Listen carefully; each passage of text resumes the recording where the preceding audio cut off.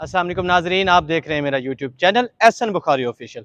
नाजरीन, आज जिस मौजू पर मैं गुफ्तगू करने जा रहा हूँ वो इंतहाई अहम है। उसके साथ मैं ये भी बताता चलूँ कि अगर खेलों के मैदान आबाद होंगे तो हमारी नौजवान नस्ल मंशियात जैसी बुरी लानत से पाक हो सकेगी। इसी सिलसिले में आज हम आए हैं चीमा टाउन फेज़ 1 में बनाए जाने वाले एक स्पोर्ट कम्प्लेक्स के अंदर मैं खड़ा हूँ। ये स्पोर्ट कम्प्लेक्स इंतजामिया की अदम तवज्जो या फंड्स की गैर अदम दस्तियाबी के बायस अरसा कई सालों से तातुल का शिकार है। यहाँ पर किसी किस्म का कोई तरक्याती काम ना हो सका है। इसके साथ साथ ही ये मनसूबा पाकिस्तान स्पोर्ट्स के अंडर आता है। ठीक है, 18वीं तरमीम के बाद जब ये तमाम तर मनसूबे वफाक से सूबाई हुकूमतों को कन्वर्ट कर दिए गए, उसके बावजूद भी ज़िला बहावलपुर के साथ हमेशा की तरह सौतली माह का सलूक होता रहा है। ठीक है, और ये पाकिस्तान स्पोर्ट कम्प्लेक्स का जो ये मनसूबा है ये अल्तवा का शिकार है। स्पोर्ट कम्प्लेक्स पे करोड़ों रुपए लगा के उसकी 4 दीवारी तो तामीर कर दी गई, लेकिन कई साल गुजर जाने के बावजूद यहाँ पर कोई काम ना हो सका। स्पोर्ट्स कम्प्लेक्स जो कि दिन ब दिन अपनी हिफाजत खो रहा है, इसके दाएं बाएं कचरे के अंबार लग चुके हैं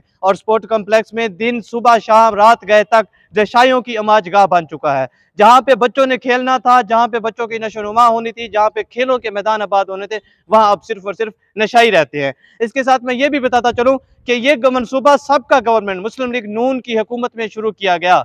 मुस्लिम लीग नून की हुकूमत भी चली गई और पीटीआई की हुकूमत भी चली गई। अब दोबारा एक और हुकूमत भी आ चुकी है, लेकिन बदकिस्मती से यहाँ पर किसी ने किसी किस्म की कोई तवज्जो ना दी।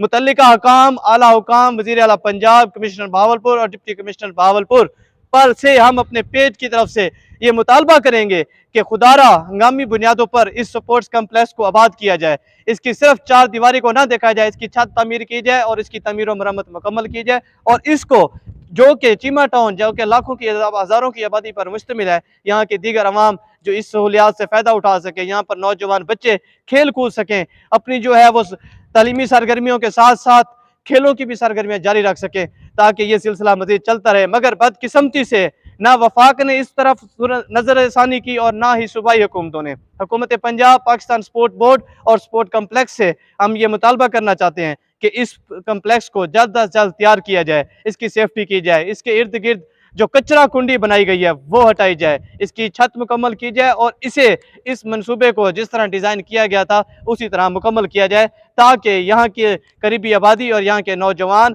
बजाय किसी गैर ज़रूरी सरगर्मियों में मुलविस होने के बाद सिर्फ और सिर्फ खेलों में शामिल हो सकें और अपने आप को फिजिकली फिट रख सकें।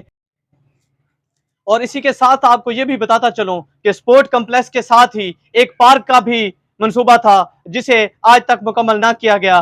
पार्क का मंसूबा अरसा दराज से अल्तवा का शिकार है। पार्क ना होने की वजह से नज़दीकी आबादी को दूर मीलों दूर जाना पड़ता है ताकि वो किसी पार्क की सहूलत से इस्तेफादा हासिल कर सकें। मगर बदकिस्मती से बहावलपुर में स्पोर्ट कॉम्प्लेक्स के साथ ही पाया जाने वाला पार्क जो कि जिसे किसी सूरत भी मुकम्मल ना किया जा सका, इस तरफ इसकी वजह इंतजामिया की अदम तवज्जो और फंड्स की अदम दस्तियाबी और इस मनसूबे पर खसूसी तवज्जो ना देना है। अगर इस मनसूबे पर खसूसी तवज्जो दी जाती और आज तक ये मनसूबा और सपोर्ट कॉम्प्लेक्स के साथ साथ ही ये जो पार्क है ये मुकम्मल हो जाता।